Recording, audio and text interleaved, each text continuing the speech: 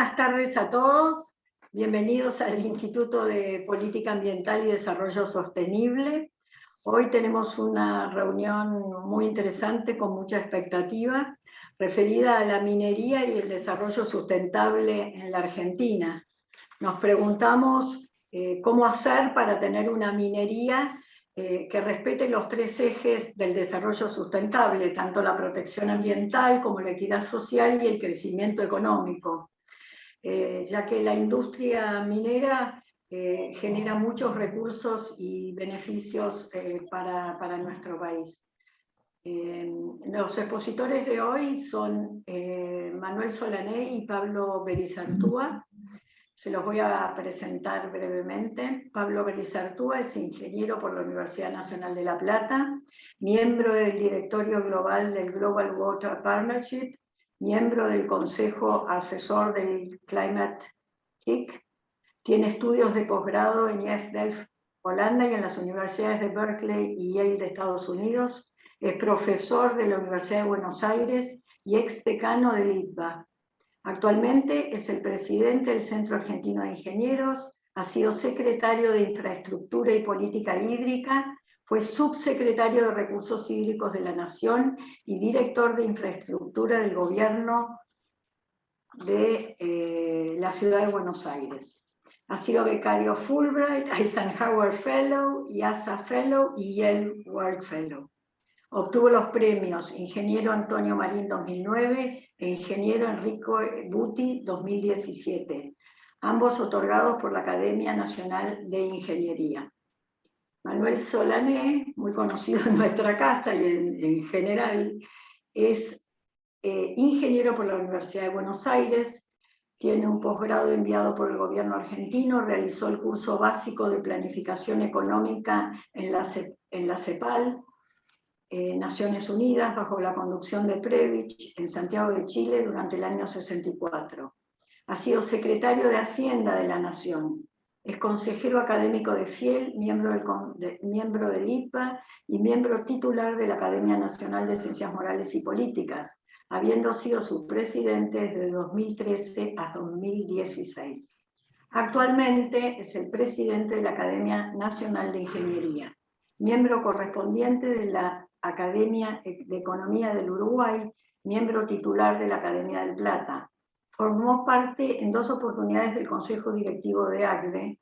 Es premio CONEX 1998 en la categoría Empresarios de la Banca y los Servicios, premio Hermano Sixto 1992, otorgado por la Asociación de Exalumnos del Colegio Jean Pagnat. Premio Río Platense 2016, otorgado conjuntamente por los Rotary Club de Montevideo y de Buenos Aires. Bueno, Manuel, te dejamos la palabra. Muchas gracias, Marita. Gracias a todos por venir. En realidad yo le decía a Marita que no necesitaba que me presente porque previamente a ella tuve la conducción de este instituto durante algún tiempo, así que me siento muy cómodo acá. Lo que vamos a exponer con Pablo es un trabajo realizado en conjunto por el Centro Argentino de Ingenieros y la Academia Nacional de Ingeniería, referido a la minería y su desarrollo sustentable. Es un tema importantísimo porque la minería es una actividad relevante, en cualquier país lo es, tanto desde el punto de vista de la producción en muchos de ellos como sustancialmente del lado del consumo. La minería está alrededor nuestro en todos lados. Nosotros nos ponemos a pensar qué sucedería si no hubiera minería, estaríamos seguramente en las cavernas. Digo esto porque hay una suerte de presunción de que la minería es una actividad que hay que terminar. Si todos estuviéramos de acuerdo en esto, estaríamos, como les dije recién, retrocediendo siglos. El trabajo que nos propusimos hacer con el Centro Argentino de Ingenieros tiende no a definir si la minería tiene que ser o no tiene que ser, sino cómo tiene que ser. ¿Qué es lo que debe hacerse para que la minería no actúe sobre el medio ambiente, no perjudique otras actividades, no perjudique la situación social, sino todo lo contrario? Y esto es posible, es lo que nosotros queríamos analizar y demostrar, siempre que se cumplan determinadas reglas. El trabajo se ha terminado, está en vías de impresión. Todos aquellos que tengan interés, que nos manifiesten, pues se lo vamos a entregar. Es un trabajo importante. Hemos invitado acá muchos de los que han trabajado y desarrollado en él. El ingeniero Oscar Bardet, que es presidente honorario de nuestra Academia de Ingeniería y expresidente, trabajó en este documento, lo mismo que Osvaldo Pustiglione, está a cargo del Instituto de Ambiente de la Academia de Ingeniería, el ingeniero Gustavo Devoto, seguramente hay algunos más que no estoy en este momento mirando. Quiero decir esto porque sería bueno también que en algún momento ellos emitan alguna opinión o alguna observación si nosotros no estamos en condiciones de exponer fehacientemente el contenido del documento. Dicho esto, te paso la palabra, Pablo, y vayamos para adelante. Muchas gracias, Manuel, y muchas gracias, Marita. Para mí también es un gusto, es un honor compartir esta presentación. Les digo que este trabajo, como bien decía Manuel, es un libro que lo consideramos también el primero de una serie en la cual estamos trabajando entre la Academia Nacional de Ingeniería y el Centro Argentino de Ingenieros, y tiene como propósito este libro y los otros hacer una visión de algunos temas que son importantes para Argentina desde el conocimiento, pero no solo para ingenieros, sino que el objetivo de esta publicación es impactar por fuera de la ingeniería, por fuera del área técnica, aclarando y dando información y criterios que permitan tomar decisiones y que permitan hacerlo sobre una base que sea entendible y que sea objetiva. Así que la ambición de este trabajo es una ambición también de comunicación hacia la sociedad, hacia los tomadores de decisión, mucho más allá que hacer una contribución específica o científica. Y en esa línea, este es el primero, y les menciono que estamos trabajando también en otros 2 libros. Uno, y posiblemente el siguiente de esta serie, va a ser sobre transición energética, que es un tema central en todas las economías hoy, también atravesado por el desarrollo sustentable, sostenible, por su relación directa con el cambio climático. Y en otro tercer libro en el cual estamos trabajando de manera conjunta ambas instituciones es sobre el transporte, específicamente focalizado en el área metropolitana de la Ciudad de Buenos Aires. Así que con esto, y empezando a recorrer el contenido del libro, le pido a Anastasia, que tiene la presentación, si quiere compartirla en la pantalla.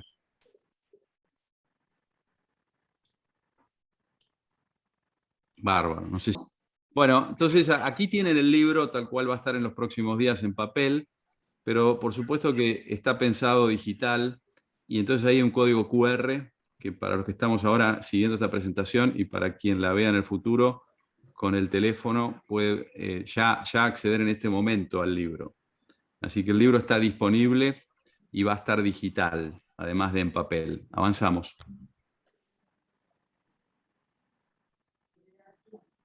Bueno, como recién decía Manuel, y además contando con la presencia de varios de ellos en esta sala, aquí está el equipo que trabajó, que por supuesto fue un equipo muy destacado, de muchos integrantes de la Academia y del Centro Argentino de Ingenieros. Los podría leer: el ingeniero Oscar Bardet, Osvaldo Pustiglione, José Luis Inglese, Roberto Massa, Gustavo Devoto, Alejos Friso, Hipólito Lloren, licenciado en Geología Juan José Paladino, Fernanda Baldovino, Santiago Dondo, María Fernanda Díez y la doctora María Sol Iriart. Y también colaboraron Santiago Pastiné, Ignacio Esama, Matías Calvente, Maximiliano Lingua, Javier Echegaray y Lucinda Gud Andrea Catalano, y ese conformó el equipo total. Y fue un equipo multidisciplinario y orientado a lo que recién les decía, a tener una visión de conjunto de las posibilidades de la minería en la Argentina desde la ingeniería, los aspectos que tienen que ver con la resolución de los problemas técnicos y en un formato que trascienda la discusión técnica y que llegue a impactar en la toma de decisión. Avanzamos, Anastasia. Bueno, el libro, acá tienen el índice, no tienen por qué verlo en detalle, avancemos una más, avanzamos otra más, pero básicamente se conforma de 10 capítulos y ahora en lo que sigue de la presentación, junto con Manuel, vamos a hacer varias consideraciones de esos capítulos que recién veían. Ahora, antes de comenzar y un poco para provocar lo que decíamos al principio, la minería es un sector verdaderamente estratégico hoy en el mundo y realmente lo es cada vez más. Entonces, lo primero que quisiera marcar aquí es la capitalización de mercado de las principales fabricantes de vehículos en el mundo, con un dato que es muy significativo. Tesla, cuyo líder es Elon Musk, tiene una evaluación de mercado muy superior al resto de los fabricantes de autos. Y si uno analiza a qué se debe eso, en buena medida eso tiene que ver con un conjunto de valores que la sociedad está premiando. Y esos valores tienen que ver con la sustentabilidad, tienen que ver con resolver o disminuir el impacto del cambio climático. Y en definitiva, detrás de esos valores está, como sabemos, una transición de la energía hacia la electricidad. Entonces, lo que vemos aquí es que hay un cambio que es muy importante. Piensen que Tesla vende muchos menos autos que las automotrices que le siguen en la lista. No es un tema de cantidad, es un tema de valoración. Y además, esos autos aún siguen siendo autos caros respecto de los que siguen. O sea que hay una preferencia marcada por un conjunto de valores que hacen a las opciones que la sociedad está tomando. Y como vamos a mostrar más adelante, esta transición hacia la electricidad en la energía es una transición que es intensiva en minería. Avanzamos. La Agencia de Energía Internacional recientemente ha hecho varios análisis vinculados con esta transición y acá tienen un cuadro de resumen donde pueden ver distintos minerales y distintas fuentes de uso de esos minerales para la energía. Y lo que podemos ver es que las energías renovables son consumidoras muy intensas de minerales. Por supuesto que en el libro se dice claramente que la minería, los minerales, son absolutamente presentes en la realidad y en la vida moderna. Es imposible imaginarnos la economía actual sin el impacto muy importante que tienen los minerales en todos los aspectos. Pero esta transición los va a hacer aún más necesarios. Y esa multiplicación puede ser del orden de 4 o algunos estiman mayor a 4. Es decir, que hay hacia adelante una demanda creciente muy importante sobre la minería. Manuel, cualquier consideración que quieras hacer, obviamente la haces. Adelante. Respecto del impacto en los países también, en el contexto, que son nuestros primeros capítulos en el libro, específicamente el primero, la Argentina es un jugador aún moderado, un jugador con un enorme potencial sin desarrollo. Fíjense que si listamos países por importancia, la Argentina está muy por detrás de los primeros países en términos del valor económico de las exportaciones vinculadas con la minería.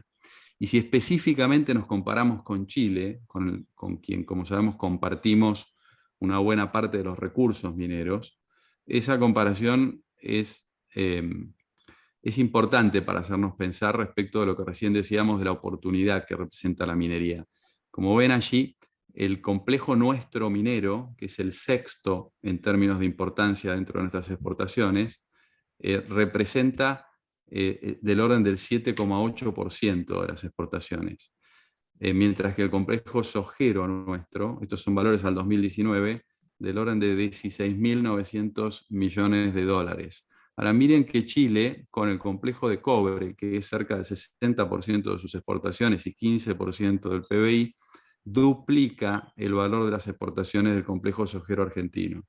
Entonces hay realmente un potencial de desarrollo y de crecimiento muy importante. Una reunión que mantuvimos ayer con algunos de los presentes, conversábamos sobre el vínculo y la relación que hay entre estos aspectos y el desarrollo sostenible. Y por eso me pareció, y nos pareció con Manuel, que era valioso comenzar el libro la presentación de este libro en términos del cambio de valores que hay en la sociedad vinculados con la sustentabilidad y en términos de la capacidad de generar riqueza que tiene este sector si se hace de manera sustentable.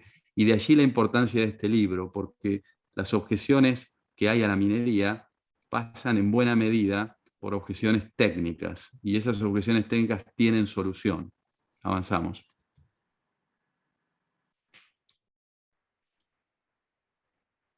Bueno, la Argentina tiene, y recientemente, el año pasado, ha aprobado un plan estratégico que implica más de 250 potenciales proyectos en Argentina. Y como ven aquí, y el libro también hace mención, esos proyectos están distribuidos en determinadas zonas del territorio. Como vamos a ver, esa ubicación en el territorio tiene también que ver con varias de las cuestiones técnicas que hay que resolver para lograr un desarrollo sustentable de la minería. Acá tienen hacia la izquierda los principales proyectos y de qué se tratan, hacia la derecha los principales yacimientos. Avanzamos. Hay que decir que en este momento, por ejemplo, no hay ninguna producción de cobre bajo la lumbrera, que estuvo en producción hasta hace un par de años, está ya terminado, están en el tema de cierre de la mina. Hay proyectos, por supuesto, de futuro, pero en este momento no hay ninguno en marcha. Potasio es un... ¿Sí, Pablo? No, que vayan para atrás si querés usar los mapas, Manuel. No, el mapa es muy difícil verlo. Hay varios yacimientos de oro en explotación. El grueso de las exportaciones hoy es oro y plata. Algo de litio ya está en explotación. El litio es un mineral absolutamente estratégico dentro de la línea que decía Pablo recién, tendiente al uso de los vehículos eléctricos. Es la base para hacer las baterías. Potasio, que es otro mineral que nosotros tenemos, una frustrada intento de explotación por parte de la empresa Vale brasilera, que se encontró con tantas dificultades impositivas y de otro tipo que desistió de eso. Así que tenemos una visión muy limitada de la minería, habiendo minerales y proyectos explotables potencialmente interesantes, como lo han demostrado los estudios económicos y técnicos. Adelante, Pablo. Estos proyectos además son proyectos muy significativos. Varios de ellos implican inversiones que superan los 2.000 millones de dólares. Es decir, que hay por detrás de estos proyectos un impacto potencial económico muy grande en la generación de servicios que consumen, no solo, como decíamos recién, en el valor final que tiene que ver con las exportaciones y con el pago de impuestos de la actividad económica, sino también en la posibilidad de desarrollo de servicios de valor agregado que en muchos países son hoy evidentes, ¿no? Si hoy vemos, por ejemplo, Australia no solo ha generado esos servicios, sino que además hoy se los exporta al mundo. Es decir, que es un vector de gran escala, con mucho impacto y con creciente interés. Entonces, en el libro, y lo veíamos recién en los capítulos, cuando pasamos los capítulos, lo que se hace es avanzar sobre un conjunto de dimensiones que son las que normalmente revisten críticas o revisten, digamos, dudas respecto de cuáles pueden ser o no los beneficios de llevar adelante la minería, ¿no? Entonces, el primer capítulo en este sentido que va en esa línea es la gestión de riesgos por el uso de sustancias químicas. Y como vemos en el libro, y lo aprovechamos a decirlo acá, la realidad es que una gran variedad de actividades que hoy sustentan nuestra vida moderna implican el manejo de riesgos. Por ejemplo, cuando nosotros llevamos adelante una actividad industrial, la misma actividad petrolera, pero también la conformación de una represa para generar energía o diversos procesos industriales. Son procesos que implican el manejo del riesgo, no solo en su operación, sino también muchas veces en su uso y muchas veces en su disposición final. Entonces, existe sobre la minería una visión sesgada que hace que esos riesgos no puedan ser muchas veces contemplados y sujetos de una gestión similar a la gestión que hacemos con otras tecnologías. Por darles un ejemplo muy cercano, nosotros tenemos una central nuclear cerca, por ejemplo, de la capital, que es Atucha, y que reviste una serie de riesgos, que se manejan esos riesgos, como se manejan muchos otros riesgos de producciones y de procesos industriales. El mismo criterio es el que se aplica a la minería moderna y sustentable. Y arranca con un entorno de buenas prácticas, que en muchos casos está pautado y es muy bien conocido. Por supuesto que para llevarse adelante tiene que tener un entorno institucional que lo garantice. Tiene que haber control, tiene que haber datos, tiene que haber transparencia.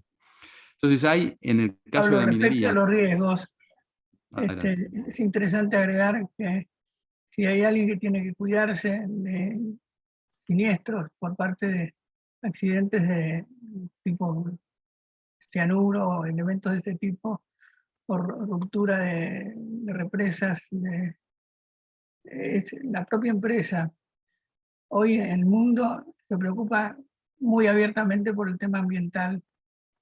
Una empresa grande, que son las empresas que más interesan, que cotiza en bolsa en Estados Unidos o en otro país, que recurre al mercado de capitales o a los bancos, lo primero que se le plantea es cumplir con normas ambientales y tener un track record importante en materia de seguridad.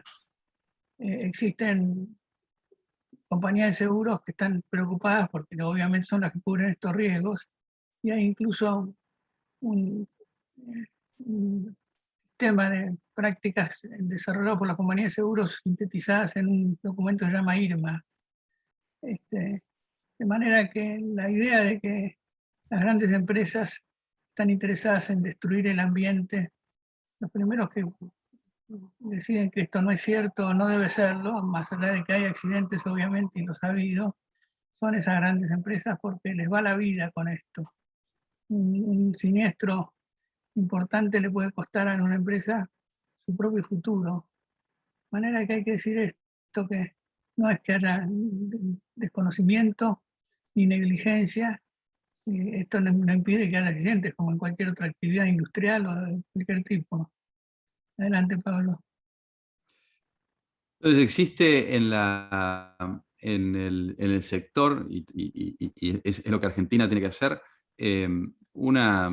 una posibilidad de manejar los riesgos de manera profesional. Y de hecho, cuando uno revisa casos en el mundo, existen países, y Chile es en eso también un buen ejemplo, que sistemáticamente tienen buena performance en el manejo de los riesgos vinculados con la minería. Pero bueno, allí pusimos, y el libro lo discrimina, la gestión versus la percepción, porque este es un tema central en el caso de la minería. Es entender que existen riesgos, pero que son riesgos similares a los que hay en muchas otras industrias de las cuales hacemos uso masivo, y en algunos casos también riesgos menores de los que hay en esas industrias. Por ejemplo, por la relativa ubicación geográfica que tienen algunas de estas operaciones.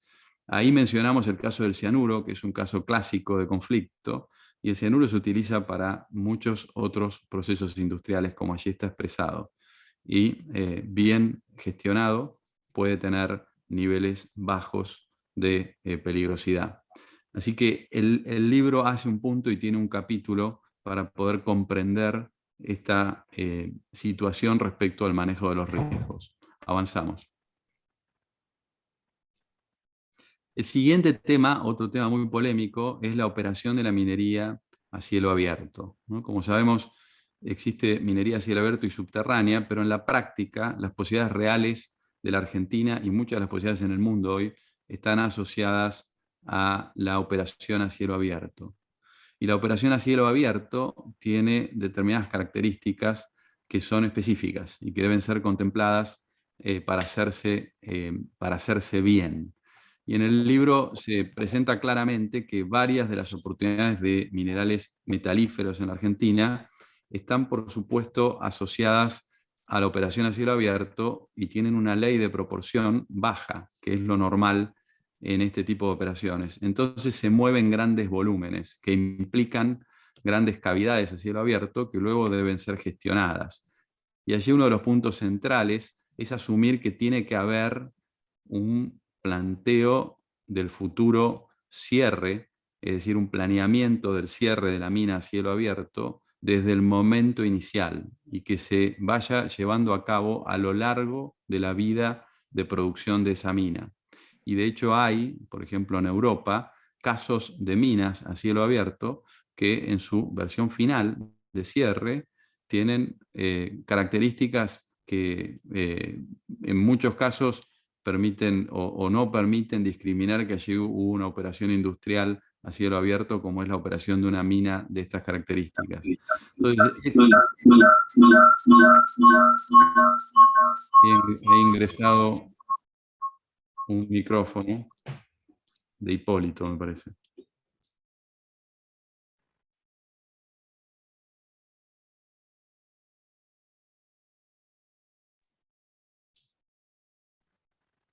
Me parece que estamos bien, ¿no? Bien, entonces avanzamos con esto, si es que nos escuchamos. El cierre, perfecto, bueno, tiene que estar contemplado desde un inicio. Entonces hay un capítulo, como recién decía, previo a este que hemos pasado ahora, que vamos a tratar ahora, que es el de la minería a cielo abierto. Entonces pasamos no sé, Manuel, si querés hacer consideraciones sobre la minería a cielo abierto. Y acá hay una objeción generalmente visual, que vos la has mencionado, es corregible. Ahora hay que decir también que estas explotaciones suelen estar en zonas áridas, en zonas altas, de manera de que muchas veces se exagera. No hay mayor contaminación visual de que la que tienen industrias o otras actividades enclavadas en zonas mucho más densas, la minería. Acá lo que se le pide a la sociedad y a la comunidad es que valore los pros y los contras siempre. Así como no hay contaminación cero, porque la contaminación siempre existe, incluso si no se hace nada, el solo respirar contamina. No hay capacidad para anular los distintos tipos de contaminación, entre ellos la visual. Adelante. Pasamos al siguiente capítulo que habla de los glaciares, ambiente periglacial y actividad minera. Y empezamos con esta imagen, son fotos, en este caso del Lanín, 1896, 2001 y 2017. Bueno, el ambiente de los glaciares y el ambiente periglacial está sujeto a una tendencia que, como vemos, es de largo alcance y que tiene que ver con la retracción de estas formaciones. Es decir, que, como bien presenta el libro, es un ambiente dinámico, en cambio, en constante cambio, y difícil, por supuesto, de ser considerado en razón de ese cambio, en razón de la complejidad que implica ese cambio. Pasamos. Ese cambio, además, se ha acelerado con el cambio climático. Esta es una imagen que se distribuyó en las últimas horas de un satélite europeo, el Copernicus Sentinel-3, que compara en solamente el paso de un año, julio del año pasado, julio de este año, cuál es el retroceso que ha habido en la disponibilidad de nieve en los Andes. Estamos, como todos sabemos, atravesando ahora una sequía histórica. Y fíjense que esta foto, que cubre muchos kilómetros, muestra la escala que tiene el sistema y la capacidad de cambio que tiene el sistema. Tiene la tendencia que veíamos en la foto anterior y tiene la variabilidad interanual que muestra esta foto. De manera que este es un contexto complejo. Como vamos a ver, y también lo vimos en los mapas al principio, hay una buena parte de las posibilidades que tiene la Argentina, como sucede también con Chile, que están asociadas a este tipo de ambientes. Avanzamos. Bueno, en el caso de la Argentina, como dijimos antes, este ambiente, así como es complejo, es un ambiente que para ser considerado, para poder tomar decisiones al respecto, requiere de información y de monitoreo disponible. La Argentina tiene relativamente poco de esa información y monitoreo sostenible. Es decir, que para llevar adelante una minería sustentable, para poder hacerlo y hacerlo bien, uno de los puntos claves es contar con datos. Como vimos, hay cada vez más fuentes de datos, por ejemplo, las imágenes satelitales, y existe cada vez más la posibilidad de distribuir sensores en el ambiente, el Internet de las cosas, que nos permitan tener esa información. Pero al mismo tiempo debemos decir que en la Argentina esa información en muchos casos es escasa.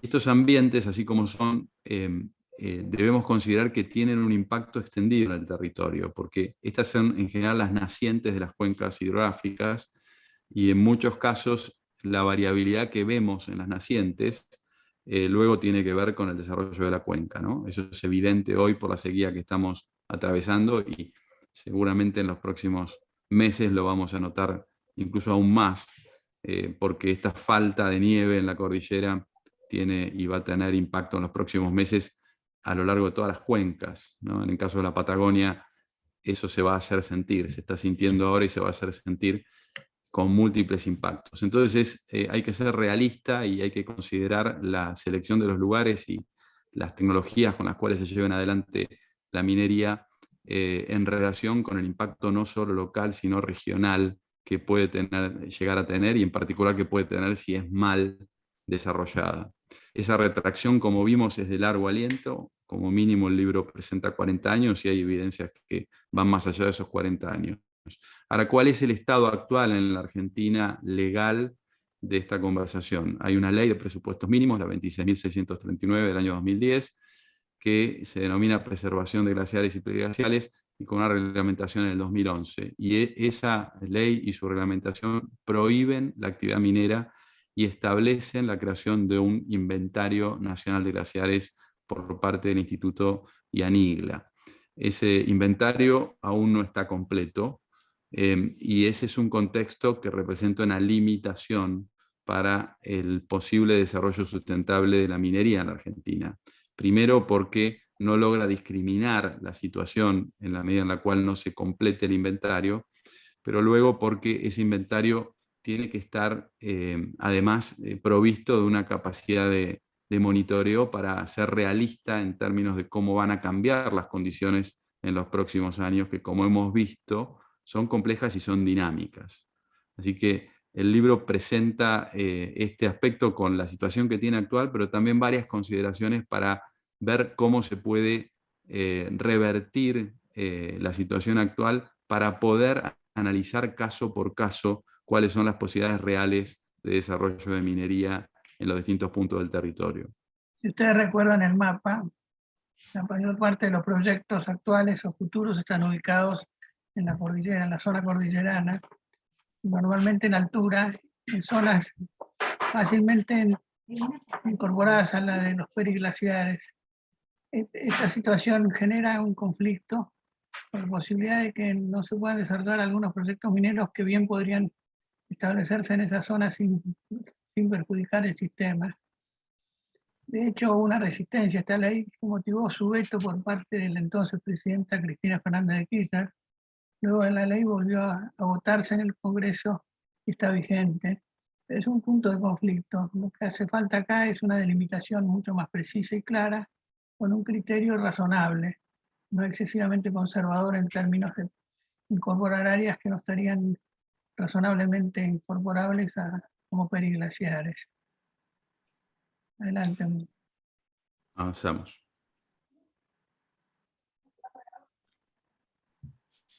Bueno, ahora hemos pasado al siguiente capítulo, que es el uso y el consumo del agua en minería, que es un capítulo central también del libro. Y allí también algunas consideraciones que son importantes y desconocidas. El consumo del agua en minería en general es muy bajo, muy poca cantidad. En el caso de la Argentina, ciertamente es menor al 2%, tal vez más cercano al 1%. Y piensen que eso, en términos de los porcentajes del uso del agua, es marginal. Es decir, que el uso del agua que nosotros tenemos en la Argentina, en un 70% es agrícola, en un 10% es ganadero, y el consumo humano directo es con suerte un 13 o un 15%. El uso industrial es un 7%, de manera que menos del 2, cercano al 1, es un valor muy bajo. En el mundo también el uso del agua en minería son valores bajos. En Estados Unidos también se afirma que es del orden del 1%. En algunos países como Chile y Canadá llega a ser el 4%. En el caso de la Argentina, los principales proyectos, como recién decía Manuel, están en zonas áridas y semiáridas, y además en la zona pedemontana del frente de la cordillera y en los valles cordilleranos. Como dice allí, esas zonas, y como dijimos antes, son zonas en las nacientes de las cuencas, con poco caudal en general, pero muy dinámico.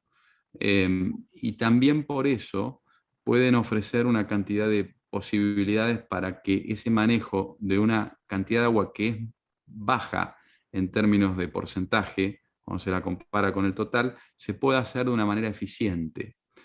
Y allí hay varios criterios que son los que hay que resaltar.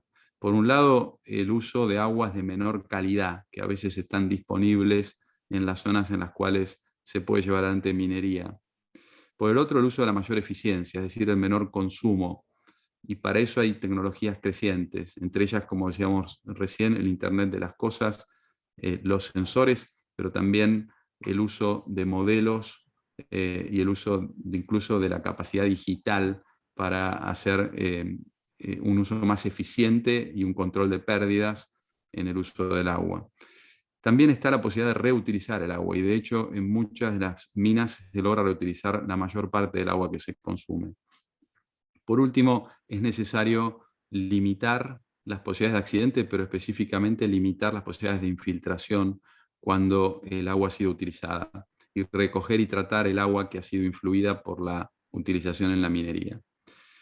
Allí hay, como en los demás temas que hemos mencionado, un rol crítico para las autoridades, en este caso la autoridad competente, la que da los permisos de concesión, que son las que deben llevar ante el control. Y como dice el libro, ese control además debe ser abierto, debe ser transparente en base a datos y debe permitir la participación ciudadana. Avancemos. Como también fue dicho, lo decía Manuel hace un instante y lo decíamos en esta última filmina, aquí están las cuencas hidrogeológicas de la Argentina. Si lo alcanzan a ver, la mayor parte de los potenciales proyectos están en la región 9 y en la región 10, y allí están las condiciones que recién hemos mencionado. Avanzamos. Bueno, de vuelta como con el tema de los riesgos en el manejo de sustancias químicas, igual vale la idea de algunos de estos percepciones que hay respecto al uso del agua. Fíjense, acá está un concepto que se llama el agua virtual, que da la idea en promedio de qué cantidad de agua es necesaria para producir bienes. Y como vemos, muchos de los bienes que consumimos hacen un uso intenso del agua, que comparado con la minería, como acabamos de decir, es muy, muy superior. Para eso creo que es importante ver, y el libro lo pone de manifiesto, las condiciones de la provincia que tal vez hoy más actividad minera tiene, por lo menos en algunos de los rubros, que es San Juan. Pasemos la filmina. Fíjense, este es el informe oficial del uso del agua en la provincia de San Juan. Y como pueden ver allí con los colores, el uso para minería es menos del 1%. Pero además, y muy significativo, en un análisis que se ha hecho para la mina Veladero, que es una de las más importantes que ha operado en la Argentina en el año 2011, la mina tuvo un consumo del agua de 57 litros por segundo, que equivale en esa misma provincia de San Juan a un permiso de agua para una finca agrícola de 60 hectáreas. Es decir, que el consumo del agua es menor y pasa mucho por elegir un lugar que sea adecuado, que es lo que hemos venido conversando, pero específicamente por la gestión que se haga luego de ese recurso, por la posibilidad de llevar adelante una gestión que, como decíamos recién, hoy es posible de ser hecha y disminuya el impacto posible de esa cantidad que en términos cuantitativos no es tan significativa. Avanzamos. Siguiente capítulo en el libro es la gestión de los residuos sólidos y los efluentes líquidos. Y bueno, aquí, como hemos dicho antes, en las minas que hoy son posibles y rentables, lo que se hace lo que se llama una baja ley de proporción, es decir, que las concentraciones del metal que se busca son bajas. Fíjense, allí está dicho para el caso del oro es del orden de gramos por tonelada, y para el caso de la plata es del orden de 100 gramos por tonelada, y para el cobre, molibdeno o el uranio es del orden del kilogramo por tonelada. Recién para el hierro o el aluminio de los 500 kilos por tonelada. Esto hace, por supuesto, que los volúmenes a mover sean muy grandes y que, como dijimos antes, exista, por lo tanto, un impacto que es visual y que puede ser también parcialmente revertido con el cierre de la mina. Pero también que haya que manejar volúmenes grandes de residuos mineros, que son masivos, como allí se enumeran: roca estéril, minerales de baja ley, la mena residual, las escorias de los procesos térmicos, entre otros. Y muy críticamente el manejo de los relaves, al cual el libro le dedica un capítulo que es el próximo. Allí también hay un enorme potencial de reutilización de esos residuos, y eso es lo que se está avanzando en muchos lugares. En particular, eso está en discusión hoy en Chile, donde existe varias iniciativas para hacer reuso incluso de los relaves en términos comerciales. Es fundamental el control de los lixiviados, de los metales y de los derivados, por el riesgo que eso puede llevar adelante. Y como decíamos recién, en el próximo capítulo se hace foco específicamente en la gestión de los relaves. Último punto y central para el manejo de los residuos también y de los efluentes líquidos es tener un monitoreo e información de las variables meteorológicas en términos de datos reales, incluso en tiempo real, de monitoreo y de modelos, y también de pronósticos que permitan tomar decisiones adecuadas y no correr riesgos que no deben ser corridos. Avanzamos. Bueno, como decíamos recién, respecto de las presas de relave o los diques de cola, este es un tema central que requiere de una atención. Son diques, como cualquier otro dique, es una actividad multidisciplinaria que requiere de muchas disciplinas de la ingeniería y de otras disciplinas, como aquí están listadas.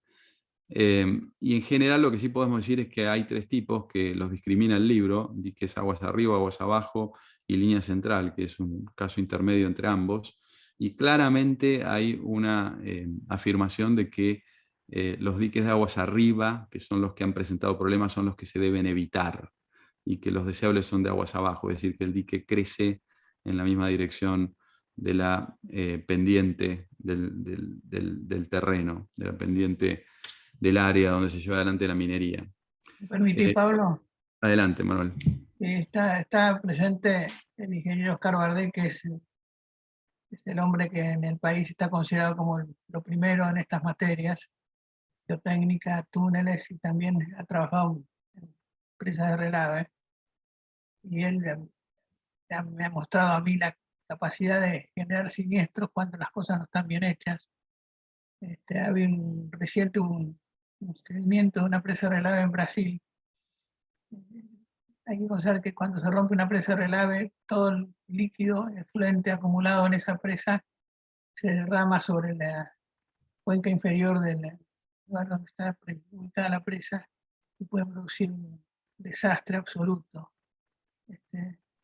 Yo creo que este es uno de los puntos más críticos, donde hay que poner más capacidad de ingeniería, y hay que no solo hacerlo cuando se construye la presa y la presa además se mueve junto con la cantidad de líquido que tiene que represar, sino también el mantenimiento de esa presa.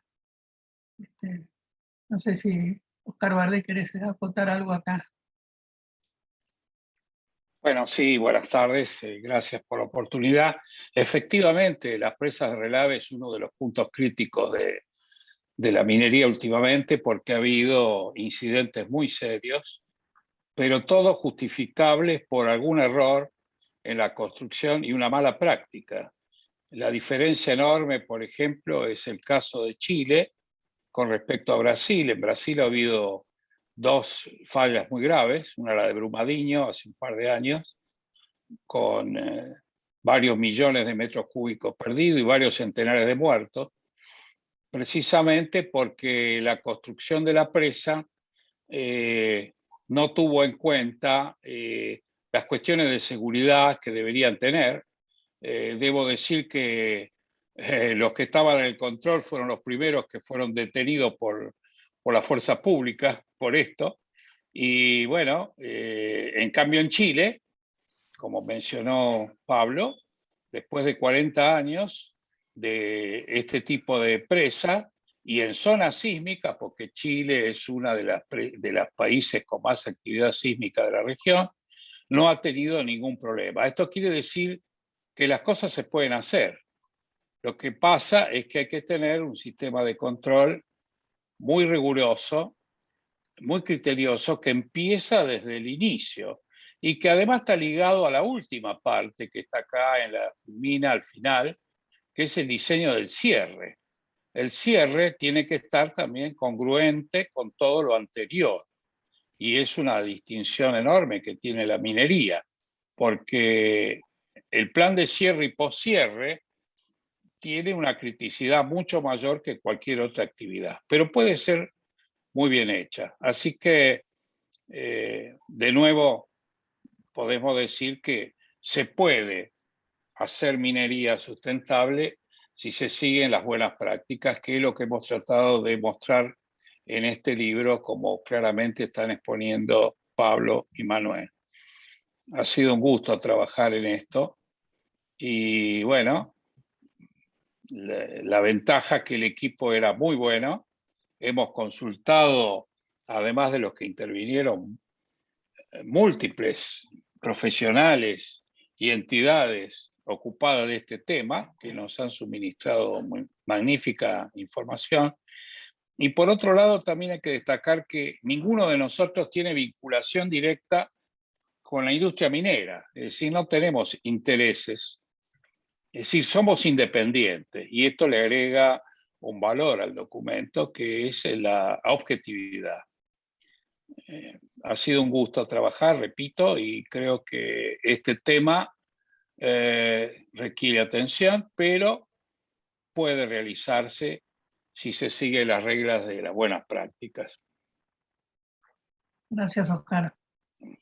Creo que la exposición está muy buena, diría que está mejor que lo haríamos nosotros, lo cual es un elogio a los expositores. No es así. Adelante, Pablo. Avanzamos. Bueno, vamos a la próxima. Entonces, como recién se decía y se ha dicho varias veces en esta presentación, es clave el cierre de la mina, ¿no? Este es un tema central. Recién lo decía Oscar. La Argentina cuenta desde el 2019 con una guía de recursos de buenas prácticas para el cierre de minas, y eso es algo muy positivo. Y creo que en ese cierre hay distintas dimensiones que son centrales. Por supuesto, lo que hace a la biodiversidad, lo que hace al hábitat, que es central durante la operación también, que debe estar resaltado en el estudio de impacto ambiental y desde ahí en adelante, pero que lo es también al cierre para garantizar que se vuelve a dejar el ambiente en la misma situación, en una situación muy similar a la que estaba, por lo menos en términos de los riesgos y en términos de los impactos.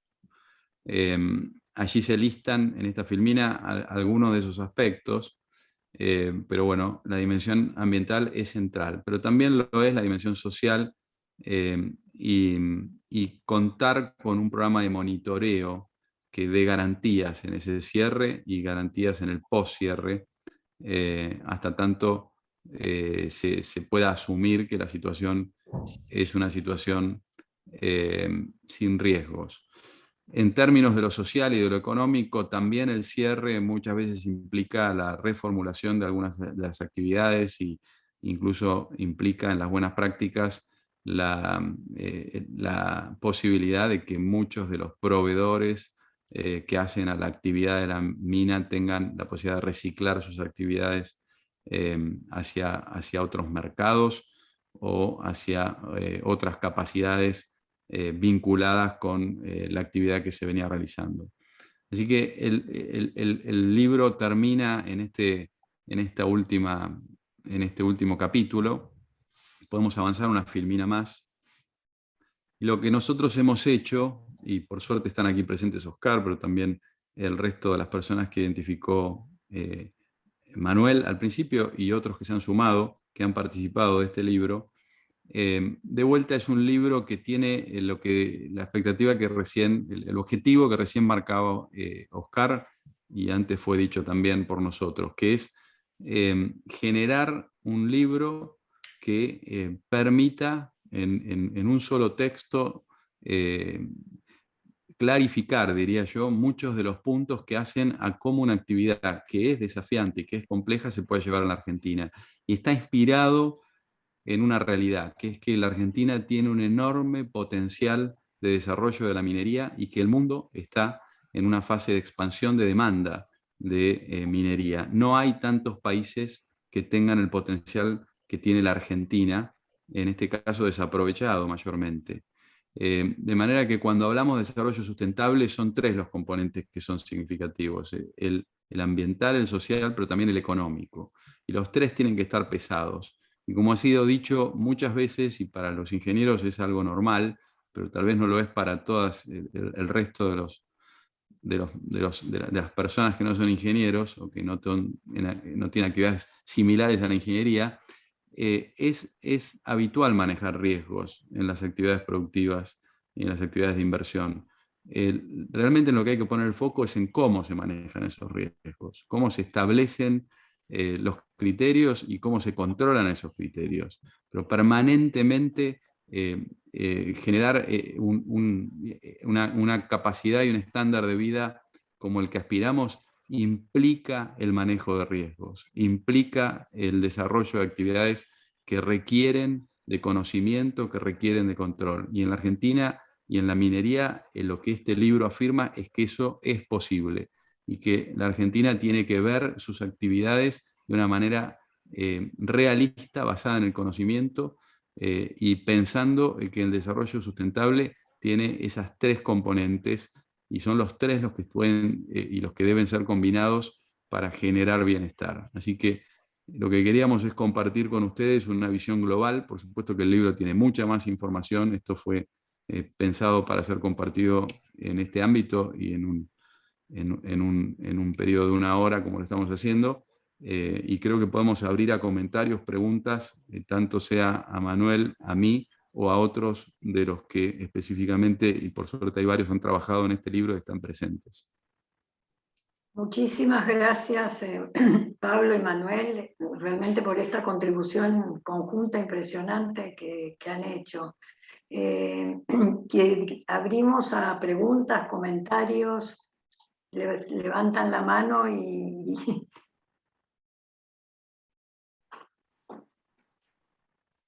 ¿alguien quiere hacer alguna pregunta, comentario, ampliación? Marcelo López Alfonsín. Sí, gracias, Marita. Por supuesto, mis primeras palabras de felicitaciones a los expositores, tanto a Pablo como a Manuel, y a los demás autores aquí presentes en esta reunión. Yo quería centrarme en un aspecto que vos señalaste, Pablo, en relación con la, digamos, si se quiere de alguna forma, la traba legal que ves en la ley de glaciares o en la ley de presupuestos mínimos para la protección de los glaciares y la actividad periglaciar. Es cierto que el inventario de Yaniglia no está completo, a pesar de que han pasado ya casi 10 años de la reglamentación de la ley, y con todas las idas y vueltas que ha tenido desde el punto de vista judicial, con resoluciones, con conflictos que llegaron inclusive hasta la propia Corte Suprema. ¿Hoy ves necesario alguna modificación en relación con esa ley, o completo que fuere el inventario, con todas las características que vos muy bien señalás que deben tener en cuanto a la transparencia y en cuanto a que sea un mecanismo de fácil acceso para todos los operadores? ¿O es necesaria alguna modificación en realidad en ese marco normativo? En el resto de la actividad minera yo no creo que haya mayores dificultades. Toda la legislación que se sancionó en la década del 90 en general es bastante buena, me parece, en relación con la actividad en general. Vos particularmente señalaste esto desde el punto de vista del desarrollo sustentable por la radicación de los proyectos. Insisto, ¿ves alguna necesidad de modificación legislativa o simplemente que se termine el inventario y que sea lo suficientemente transparente su monitoreo. Voy a hacer una consideración y le voy a ceder la palabra también a quienes han trabajado, que acá están presentes, como Osvaldo Postiglione o José Luis Inglese, que tal vez quieran sumar, o Gustavo Devoto en este punto. Pero yo creo que el punto central aquí está en que se ha tomado una decisión que ha sido prohibir, sujeta a llevar adelante un inventario. Y me parece a mí que lo que tal vez debería haber es una priorización de áreas que son las áreas donde hay el mayor potencial y el interés de inversión, y en esas áreas debería hacerse foco y debería generarse criterios que van más allá del inventario, que tengan que ver con cuáles son las variables críticas para esos sistemas, las que pueden tener impacto lejos de los glaciares y del área periglaciar en particular, sobre la base de que estas cuencas, como recién mostrábamos en una de las fotos, están en un proceso de cambio, están en un proceso de retracción que es inevitable, no pasa por nosotros. Lo que nosotros podemos hacer es registrarlo. Y creo que acá debería haber una superposición, por así decirlo, entre el interés y el foco, para que esa prohibición, que puede ser bien inspirada, porque está alentada por una idea de proteger lo que se deba proteger, no sea una barrera a la actividad y a la inversión en la práctica. Entonces, creo que hay que pasar de una prohibición y de una idea de un inventario universal a tener un conjunto de regiones que con un criterio se priorizan, y sobre esas regiones poder focalizar y hacer algunos escenarios hacia adelante que nos permitan entender si son regiones en las cuales esos ambientes van a perdurar en los próximos años o no, y si son regiones en las cuales con un monitoreo específico para el proyecto se pueden garantizar que no hay impactos, sobre todo en la cuenca extensa, que es donde creo que puede haber impactos de mediano plazo, porque estos son cuerpos de agua que en principio tienen un paso del tiempo que supera al estacional. Pero le cedo la palabra a algunas de las personas que mencioné, que seguramente pueden enriquecer esta respuesta. Pablo, yo creo que acá tenemos presentes dos geólogos, Juan José Paladino y Fernando Baldovino. No sé, cualquiera de los dos puede responder perfectamente esta pregunta. Nuestra postura, adelanto un poco el comentario, sería que en este tema la postura que hemos tenido tiene que ver con que realmente, bueno, la falta de información está dificultando la adopción de decisiones, de intervención en esos ambientes. Hay que tener en cuenta que las autorizaciones de trabajos en cada área la hacen las jurisdicciones provinciales, ¿no es cierto? Que son las que tienen esa potestad. Y no parecía por el momento el mecanismo de modificación de la ley el que propiciáramos en el documento. Creo que está reflejado en todo caso que es imprescindible el avance de ese inventario y eventualmente, en cada caso en particular, que quienes quieran hacer una intervención específica en un determinado lugar y no hubiera la información, bueno, de alguna manera con intervención conjunta, tal vez con el Yaniglia y el proponente, se podía resolver esa, o dilucidar la viabilidad o la factibilidad de seguir adelante con las siguientes etapas a partir de la prospección hacia adelante. ¿Sí? Esa factibilidad se define, por supuesto, en las primeras etapas del análisis, ¿no es cierto? No sé si Fernando o Juan José quieren hacer alguna aclaración.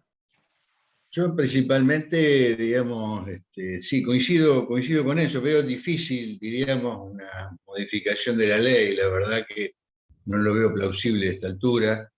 Además que esa ley está, además, consolidada con algún artículo del Código Civil que ratifica, diríamos, un poco esa prohibición. Así que lo veo difícil. Yo creo que no ha primado en esa ley, más la buena voluntad de quienes la hicieron, un criterio de razonabilidad. diríamos, más allá de lo estratégico del recurso, porque coincido con lo estratégico del recurso, porque todo el agua es estratégica.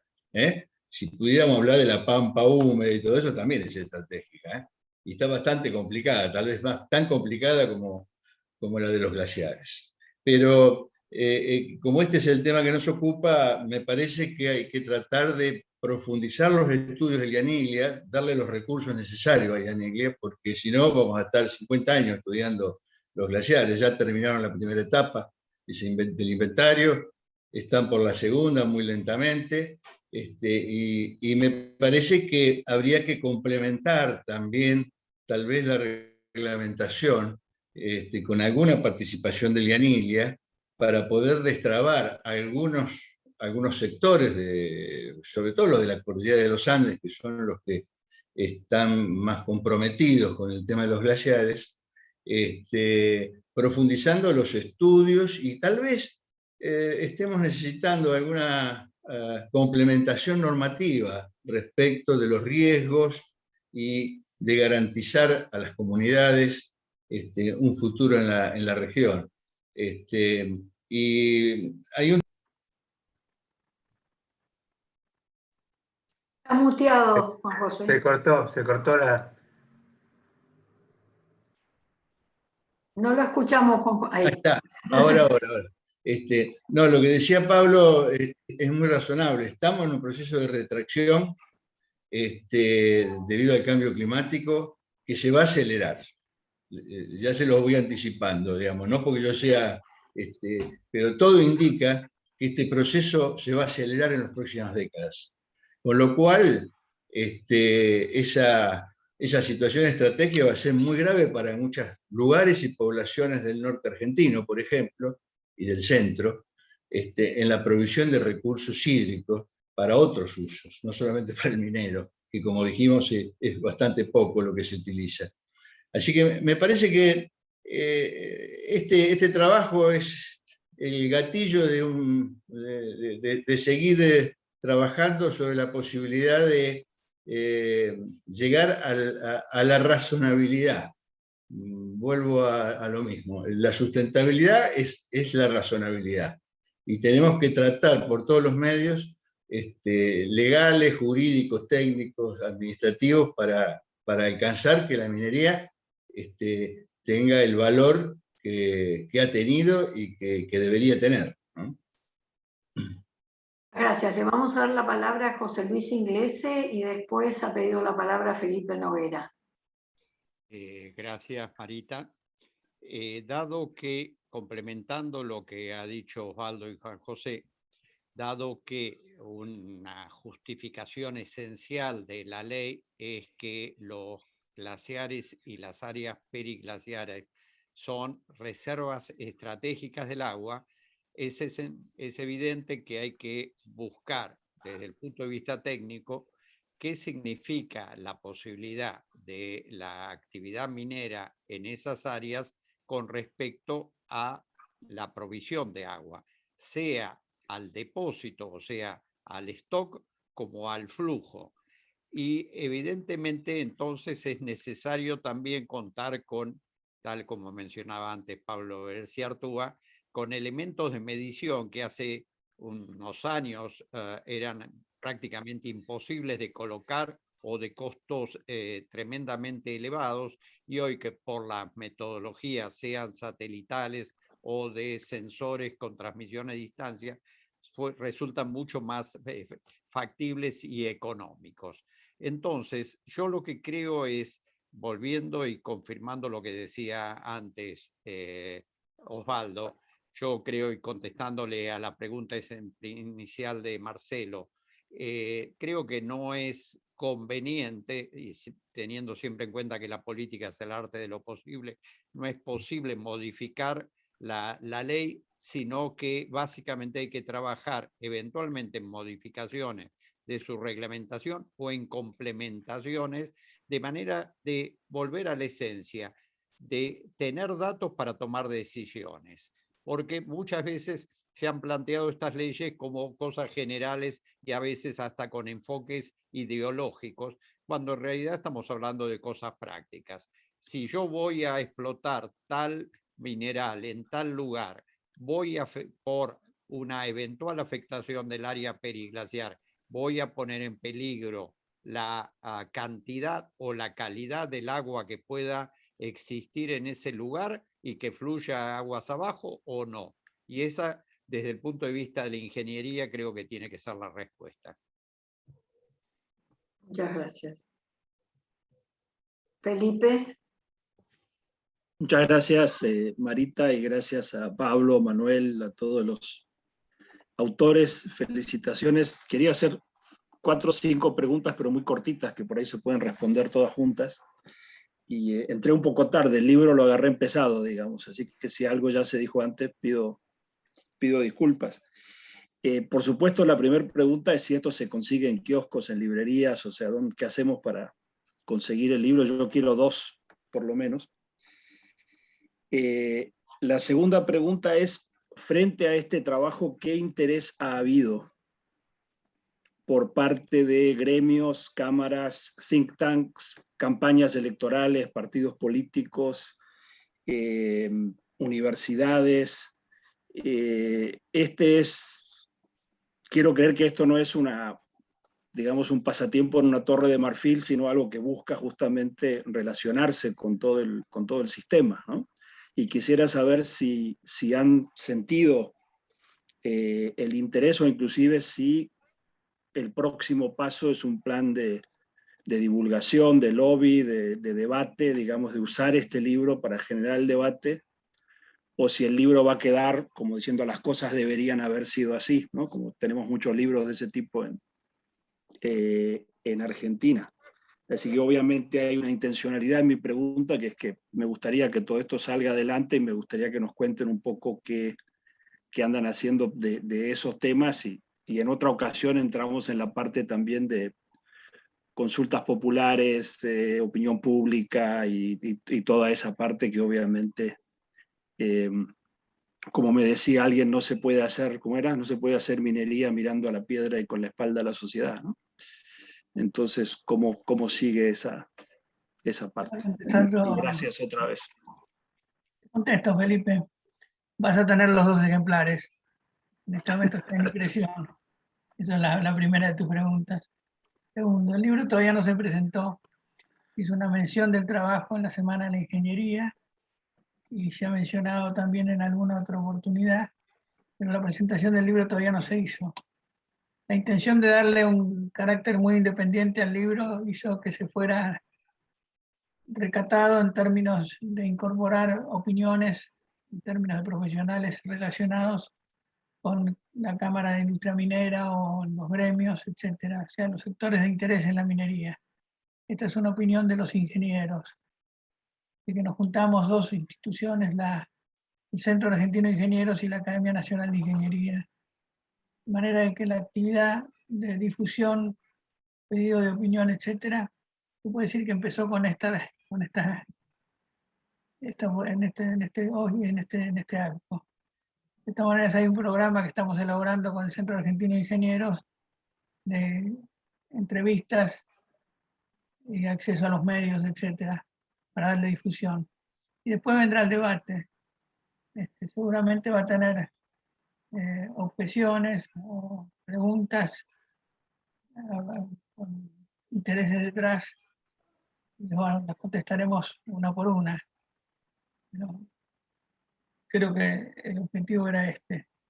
Hay aspectos donde no hemos avanzado porque nos hemos detenido donde la opinión técnica, los hemos dejado planteados. Pablo mencionó varias veces el aspecto económico. Cada caso tiene un componente económico que resolver, además del componente ambiental, del componente social. Y eso tiene que ser analizado caso por caso, seguramente.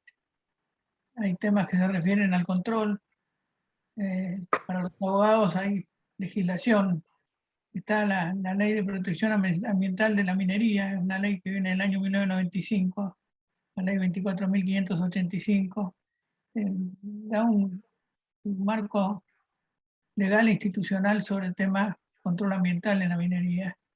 Está la Ley General del Ambiente, una ley del año 2002, la 25675, de manera de que hay un esquema legal que no alcanza para dilucidar los conflictos que se presentan. Cada vez que hay una nueva explotación minera y hay asambleas o convocatorias a opinión de la sociedad, hay conflictos. El ambientalismo tiende a ser maximalista, muchas veces por ignorancia. Este aspecto de la cuestión es lo que nosotros queremos que se resuelva. Cuando hay temor, suele haber exageración y tenemos casos patéticos en la historia, como el caso de Botnia, como el caso de Esquel, con la producción de oro y otros. La cuestión es no perder la oportunidad de tener una actividad minera mucho más importante de la que tenemos por estas razones. A esto apunta el libro y te es útil. Vamos a dar todo el apoyo que sea necesario en caso de que tengas la oportunidad o necesidad de asistir a alguien. Como sabemos que lo haces muy bien, Felipe, cada vez que se te convoca a vos. Gracias, Manuel. Muchas gracias. Felipe, complemento que la Academia del CAI trabajaron en este libro, que ahora será público, y también en algunos otros temas con ese objetivo general. Es decir, en Argentina hay un exceso de, digamos, de decisiones sin sustento, sin una visión práctica e informada, y lamentablemente eso termina significando menos posibilidades de desarrollo, menos posibilidades de progreso. Así que este es un libro, y como dijo Manuel, incluso en las pocas interacciones que hemos tenido, incluso con el sector, ha habido muchísimo interés por este libro. Así que creo que es distinto en ese sentido, porque es independiente, no está vinculado con los intereses específicos, sino que es una visión más objetiva. Y en esa línea, como vos no estuviste al principio, pero estamos trabajando en 2 publicaciones más. Una es sobre transición energética, que estará en los próximos meses, y otra es sobre el desafío y la resolución de los problemas de transporte, sobre todo en el área metropolitana. Bueno, muchísimas gracias, Pablo. Los comprometemos para una exposición sobre esos 2 temas que son centrales también. Con mucho gusto. ¿Alguien más quiere hacer alguna pregunta, comentario? Si no, Osvaldo. Osvaldo. No, voy a aprovechar la pregunta de Felipe, si me permite llamarlo así, aunque no lo conozco personalmente. Porque, claro, una de las cosas que hemos resaltado en el documento es justamente la importancia de la comunicación de las decisiones, ¿no es cierto?, a la sociedad. Eso está perfectamente dicho en distintos párrafos, está presente, sí, subyacente en todo el documento. La participación, la apertura, la transparencia y la, digamos, el tomar decisiones desde el comienzo del proyecto conjuntamente con la comunidad. Eso, digamos, va a favorecer muchísimo la posibilidad de conseguir esa licencia social que muchas veces es reticente, ¿no es cierto? Es reticente por todos los antecedentes que tiene el sector minero, como se ha mencionado aquí, en distintas partes del mundo. Evidentemente, eso hay que vencerlo, esos antecedentes hay que vencerlos con una actividad proactiva de comunicación y de una, digamos, transparencia a lo largo de todo el proyecto. En última instancia, la comunidad tiene que convencerse que al cabo de los 20 o 30 años que dura un proyecto minero, va a terminar teniendo un ámbito donde va a poder desenvolverse igual o mejor en cuanto a su calidad de vida de lo que tenía antes de que el proyecto se instalara. Eso es lo que, digamos, las empresas lo han comprendido, los códigos de buenas prácticas están diciendo todo esto, y nosotros en el documento creo que lo hemos reflejado con mucha claridad la importancia de ese trabajo. José Luis Ingleses. Sí, yo quisiera contestando a la inquietud también de Felipe y continuando también con la pregunta de Marcelo, mencionar que cuando empezamos a pensar en este libro, se tomó como una base una experiencia que hubo en el 2014 por parte de la Academia Nacional de Ingeniería, que produjo un documento sobre las realidades y los mitos ambientales de Vaca Muerta. Y a pesar de que no fue un libro que se difundiera muchísimo menos, Netflix no vino a firmar contrato para hacer la película de ese libro, sin embargo, sirvió, por ejemplo, para que un juez rechazara un pedido de impedir una explotación por parte de un grupo de supuestas personas afectadas, porque les dio elementos sólidos para basar una resolución judicial.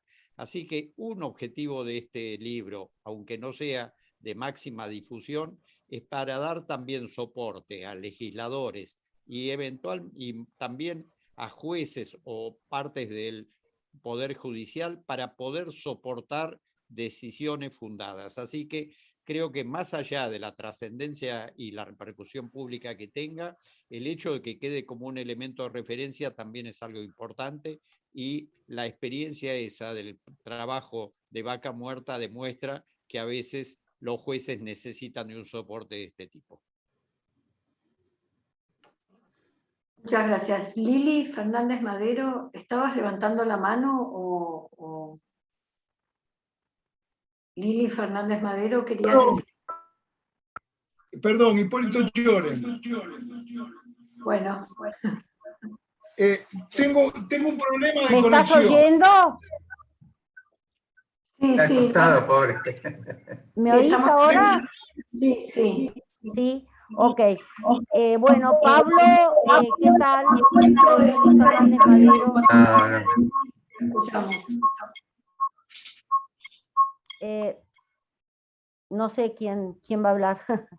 Lili Fernández Madero. Ah, bueno, fantástico. Felicitaciones a los dos, me pareció buenísimo el trabajo. Obviamente todavía no leí el libro.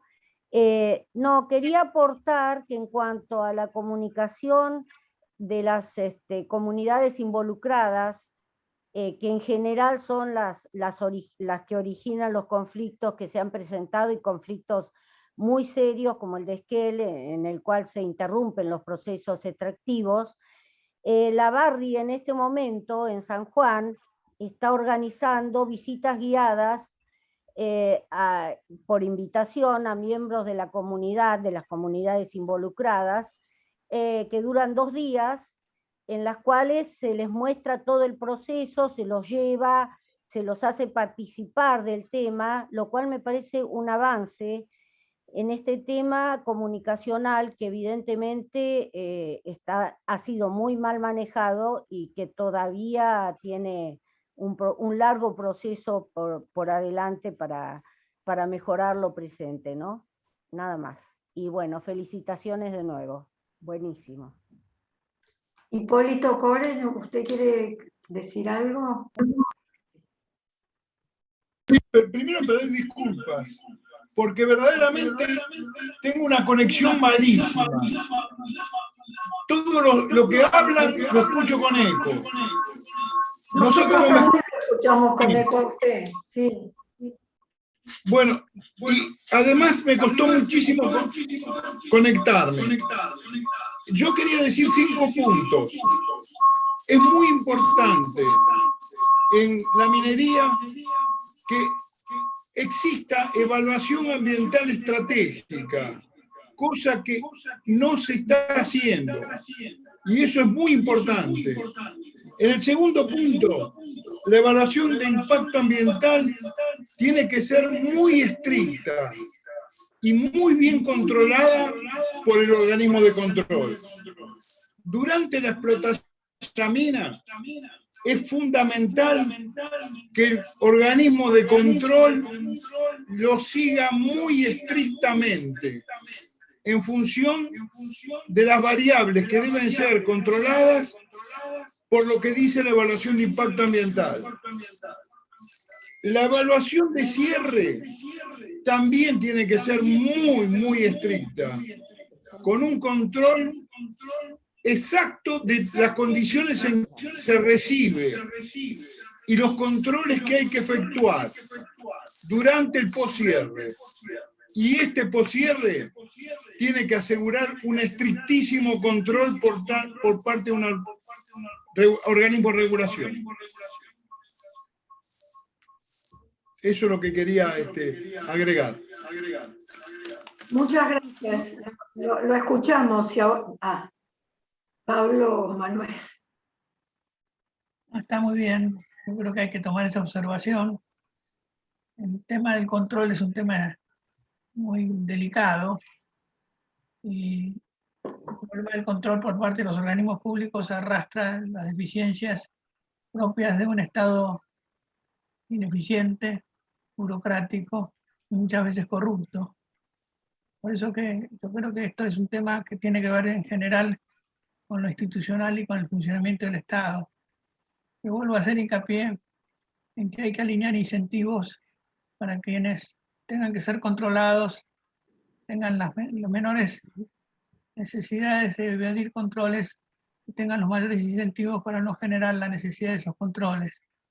Hice referencia al tema de la actitud de los bancos, los organismos internacionales de crédito, las bolsas de valores, los organismos de control de estas bolsas, de verificar y penalizar las empresas que cotizan allí o que piden préstamos en términos de su cumplimiento de condiciones ambientales. Este es un control importante. A veces pesa más el que pueda realizar el Estado a través de sus órganos de regulación. Pero estoy de acuerdo con Hipólito Choren que esto es muy, muy importante. Nosotros lo hemos mencionado también en el libro. No se lo niega para nada. Quisiera sumar a eso en la misma línea que un diagnóstico que creo que es válido es que en la Argentina se tiende a simplificar la visión a que si se resuelve la situación macro, la Argentina tiene posibilidades de crecer, lo cual es una condición seguro necesaria. Pero hace falta mucho más que eso. Y estos libros y estos trabajos van un poco en la línea de que se entienda que tiene que haber una visión estratégica y también un conjunto de acciones que hagan a que sean viables estos sectores. Argentina tiene un enorme potencial de crecer en un conjunto de sectores, seguro 4 o 5, algunos piensan algunos más, pero esos sectores están hoy trabados y están trabados más allá del contexto macro. Es decir, que tiene que haber objetividad, datos, planteos y capacidad también en las instituciones, capacidad técnica en el control, en la transparencia, para que estas inversiones sean viables. Entonces tenemos una visión muchas veces sobresimplificada de la realidad. Y este aporte que hace este libro y el resto de los trabajos que estamos encarando con la academia tienen también esa visión, que es que hemos creído que las cuestiones se resuelven con 2 o 3 variables macro, y eso no es verdad, ni aquí ni en ningún otro país. Lo que hacen falta son factores productivos, lo que hacen falta son visiones para esos sectores y que permitan acuerdos y que permitan luego crear esas capacidades, que den, por ejemplo, las tranquilidades y las certezas que hacen a muchos de los riesgos que hemos enumerado hoy y que están presentados en el libro, que como hemos visto son todos de factible solución y permanentemente en otras áreas de la economía los manejamos y lo hacemos con éxito, pero que no lo vamos a lograr si no tenemos una visión estratégica en cada uno de esos sectores, y eso falta hoy en la Argentina. Muchísimas gracias a ustedes, y si les parece bien, siendo las 7:30, vamos a terminar acá.